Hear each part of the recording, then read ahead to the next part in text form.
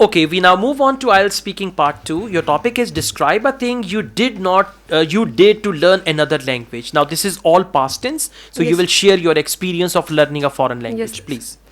Well, I have a keen interest in learning different languages because that connects people of different regions and cultures. So what I did was I had interest in Turkish language. So I learned my favorite foreign language, Turkish language. And what I did was started take part in an online language course. In that language course, our tutor used to teach us 2 days a week, 2 days a week, and he started with teaching us. He started with teaching us grammatical and pronunciation things first. But now the dilemma was that I had no one to talk in that language to improve my fluency.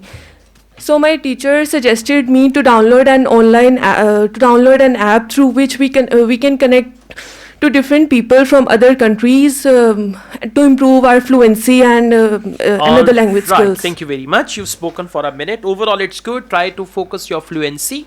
And there were some minor grammatical mistakes. You said, I started take part. I started Yes, taking sir. part, or I started to take part. Yes, sir. Otherwise, it's good. You need more practice and familiarization with these topics. Okay, sir. Now, we move on to speaking part 3.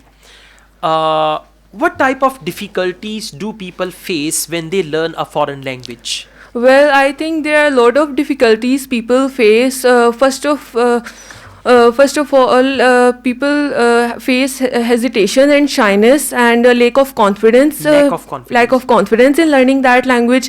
And also another thing is phonological thing, because in some accents some words are spoken in certain language, and people take a lot of time in learning that thing. And the last thing people face is grammatical structures and sentence structures. Thank you. Part 3 content is very good. Just sir. practice all these things and focus your pronunciation a Okay, little sir. as well. As you said, lack of confidence. Okay, It's sir. lack of confidence. Yes, sir. Okay. All the best. Okay, sir. Thank Thank you. you.